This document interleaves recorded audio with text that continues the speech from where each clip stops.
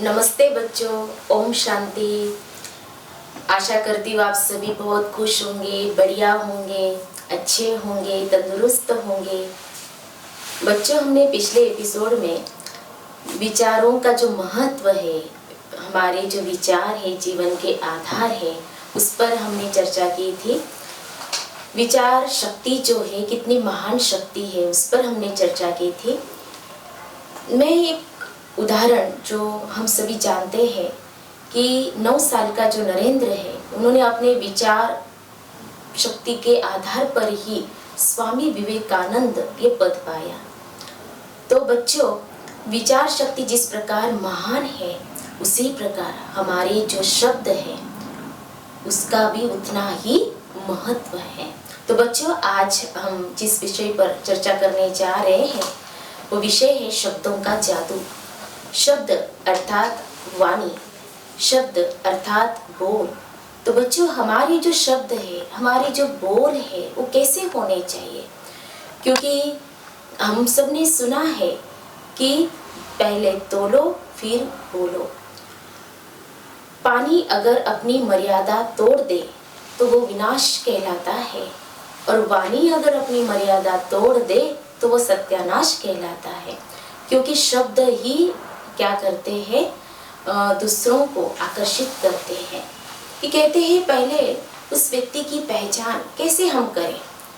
तो हमने सुना है कि पहले वो बोले तो सही कि उसके बोल कैसे हैं, उसकी वाणी कैसी है, उससे हम उसके व्यक्तित्व की पहचान कर सकते हैं। कई बच्चों की आदत होती है कि जोर से बोलना, फिर झूठ बोलने की आदत होती है, फिर गालियाँ देने की आदत होती है। तो ये जो आदत है बोलने की बच्चों, ये बहुत खराब आदत है। हमारे बोल कैसे होने चाहिए? कईयों के बोल ऐसे होते हैं कि बार बार किसी को नीचा दिखाने के बोल होते हैं, अपमान वाले बोल होते हैं, तो ऐसे बोल बोलते हैं।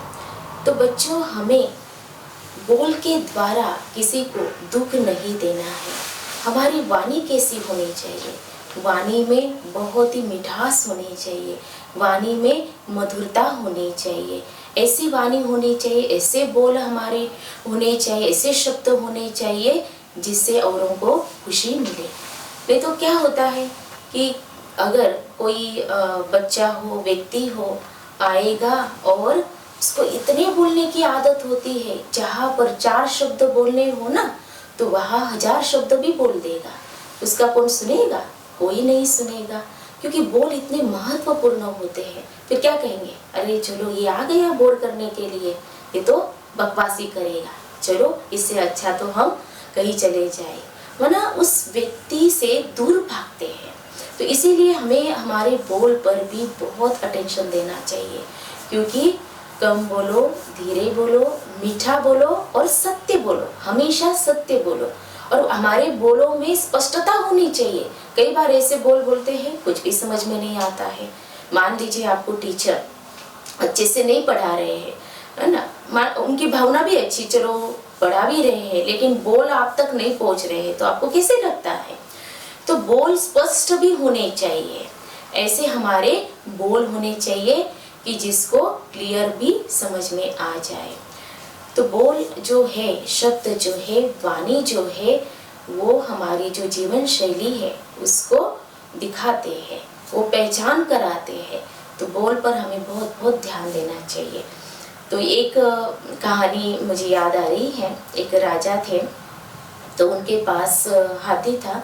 बहुत उसकी आयु हो गई थी हाथी की, तो जैसे कि बूढ़ा हो चुका था वो हाथी, और बीमार भी हो गया था। अब राजा को वह हाथी बहुत ही प्रिय था। राजा उसके बिना नहीं रह पाते, इतना प्रिय था वो हाथी।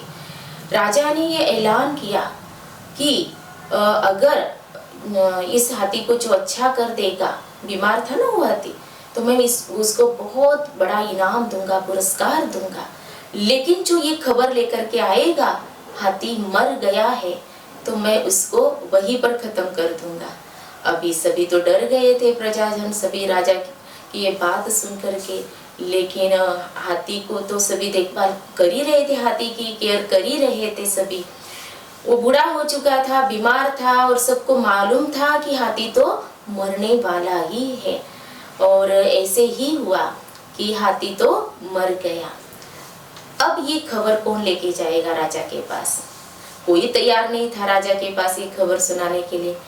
तो उसी राज्य में एक बहुत ही होशियार बुद्धिमान था, वो बूढ़ा ही था व्यक्ति, और उसने ये जिम्मेदारी उठाई कि मैं राजन के पास जाऊंगा हाथी का ये समाचार लेकर के। तो वह जाता है राजा के पास और राजन को वह समाचार सुनाता है। तो उसने यह कहा, देखो बच्चों उसके शब्द कैसे थे, ये ना हम शब्दों का जो जादू है ना उसके ऊपर हम चर्चा कर रहे हैं। तो उस व्यक्ति ने राजा को ये कहा, हे राजन, आपका जो इतना प्रिय हाथी है ना, वो न खा रहा है, न पी रहा है, न चल रहा है, न उठ रहा है, न बैठ रहा है, वो तो जैसे सो रहा है। तो राजा ने कहा, क्या वो हाथी मर गया? तो उसने उत्तर दिया, राजन मैंने ऐसा तो कहा ही नहीं ना कि हाथी मर गया है।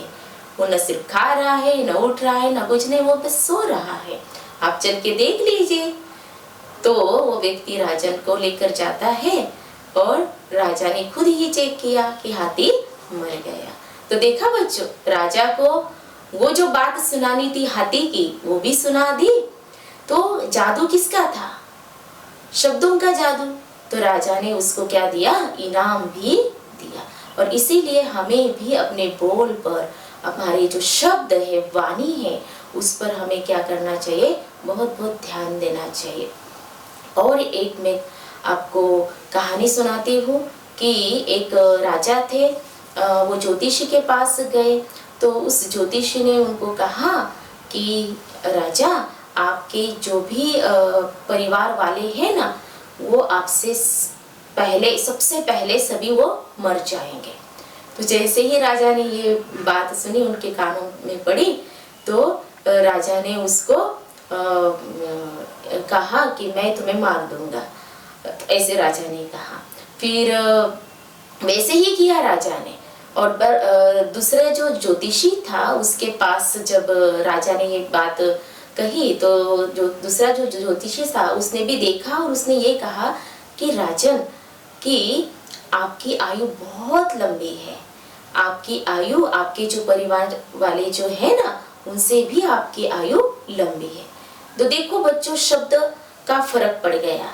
उसने क्या शब्द बोले और इसने क्या शब्द बोले, और इसीलिए हमारे जो शब्द है ना सबको प्रिय लगे।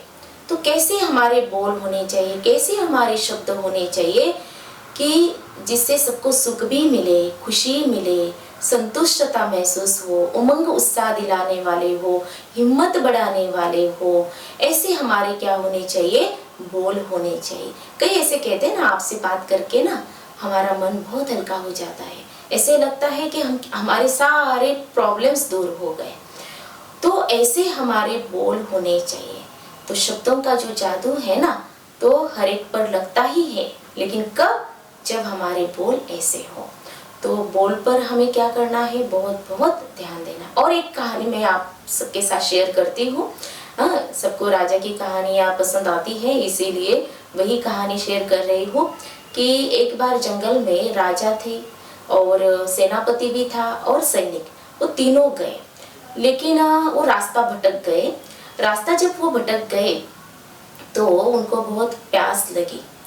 तो जा रहे थे, वो जंगल से जा रहे थे, तो एक साधु मिले वहां पर, ध्यानस्थ अवस्था में बैठे हुए, और वो अंधे थे। तो सबसे पहले सैनिक जाता है उनके पास और सैनिक उनको पूछता है कि हे अंधे, ये रास्ता कहाँ जाता है वो भी बताओ, और हमें पानी मिलेगा क्या? तो अंधे ने तो पहचान लिया, क्योंकि वो साधु थे, उन्होंने पहचान लिया उसके बोल से कि ये कौन है। हाँ सैनिक, तुम्हें कहाँ जाना है ये तो बताओ कि तुम्हें कहाँ जाना है, पहले ये बताओ, और तुम्हें पानी तो बिल्कुल नहीं मिलेगा, क्योंकि उसके बोल ऐसे थे ना, तो इसीलिए वो कहा। तो वो पहचान लिया था। फिर वो ऐसे ही वापस माना आ जाता है। फिर सेनापति जाता है। सेनापति जब जाता है तो वो भी उसकी लैंग्वेज, उसके बोल, उसके शब्द ऐसे ही होते हैं। ए अंधे बता, तो वो पहचान लेता है, साधु उसको भी पहचान लेता है कि ये कौन है ऐसा। फिर तीसरी बार राजा खुद जाते हैं और राजा के जो शब्द होते हैं ना वो ऐसे होते हैं, हे महात्मन, ये तो बताइए कि हम रास्ता भटक गए हैं और हमें बताइए कि सही रास्ता कौन सा है, और हमें प्यास बहुत लगी है तो क्या पानी मिलेगा। तो साधु ने कहा, हाँ हाँ राजन, जरूर मिलेगा। अभी वो अंधा था लेकिन फिर भी पहचान लिया कि वो सैनिक था, दूसरा वाला से पहले वाला जो था सैनिक था, दूसरा वाला सेनापति था और लास्ट में जो आए वो राजा थे। तो कैसे पहचाना बच्चों? शब्दों के द्वारा। हमारे बोल, हमारी वाणी कैसी होनी चाहिए?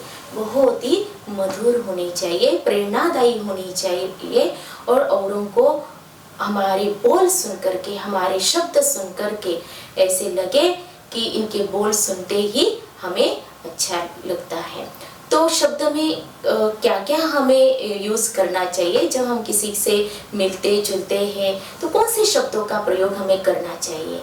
तो ये शब्द बच्चों जरूर प्रयोग करने चाहिए। हाँ जी, जी हाँ, सॉरी, थैंक यू, प्लीज, नमस्कार, गुड मॉर्निंग। हाँ, आप अच्छी तरह से जानते हैं। और हम एक दूसरे से जब मिलते हैं ना बच्चों, तो ओम शांति हम जरूर करते हैं। तो ये जो शब्द है, ये शब्द हमें जब भी हम किसी से मिलते हैं तो इन शब्दों का यूज, हमें उपयोग जरूर जरूर करना चाहिए।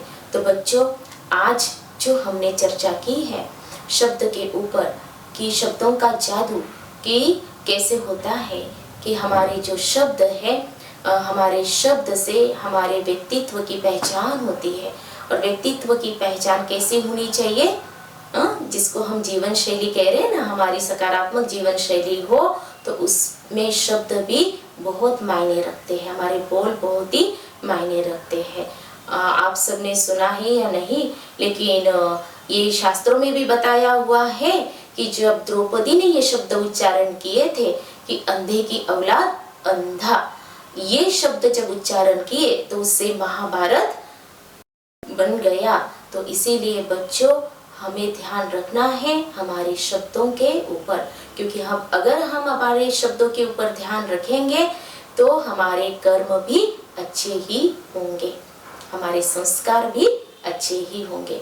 तो बच्चों, आज जैसे शब्दों के बारे में हमने सुना और उस अलग अलग कहानियों से हमने सीख ली, तो जरूर जरूर हम अपने जीवन के अंदर अपने शब्द, अगर कठोर भी है, ऐसी वाणी कठोर भी है, किसी किसी की लगती है ना, तो ये तो अहंकारी है, इसके बोल ऐसे है वैसे है, तो अगर आज तक ऐसे थे तो उसको क्या करेंगे? हम चेंज करेंगे जरूर, अपने वाणी में, बोल में हम क्या करेंगे? बदलाव लाएंगे। तो बच्चों, अभी हम हमेशा की तरह मेडिटेशन करेंगे। रिलैक्स हो जाइए, तन और मन रिलैक्स। स्वयं को देखिए, स्वयं को चेक कीजिए।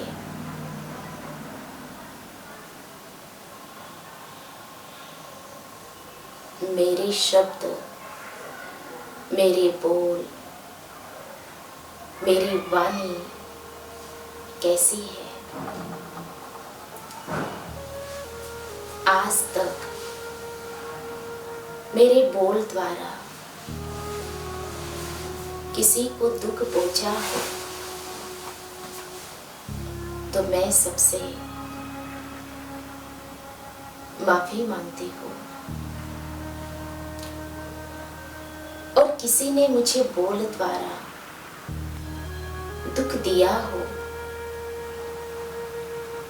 तो उनको मैं क्षमा करती हूँ।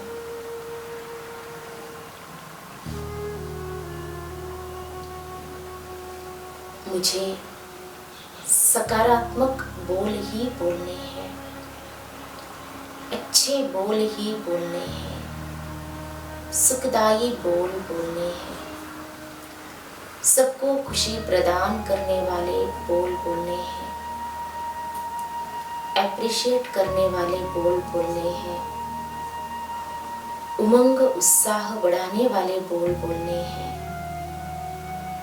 जिससे उनका जीवन भी सकारात्मक बन जाए, महान बन जाए। तो आज से मैं यह प्रतिज्ञा करती हूँ कि मेरे बोल सुखदायी होंगे, सकारात्मक होंगे। ओम शांति। तो बच्चों, आज हमने चर्चा की शब्दों का जादू, कि हमारे शब्द कैसे हो, हमारी वाणी कैसी हो। जैसी वाणी है ना, कहते हैं कि इनकी वाणी में जैसे कि सरस्वती जी का निवास है, तो ऐसी वाणी हमारी होनी चाहिए जो सुनने को दिल चाहे, बार बार लोग सुनना पसंद करें। तो ऐसी वाणी हमारी होनी चाहिए। तो बच्चों, आज की जो चर्चा है आपको पसंद आई होगी। पसंद आई है तो आप जरूर आपके विचार कमेंट्स जरूर देना। अच्छा, ओम शांति।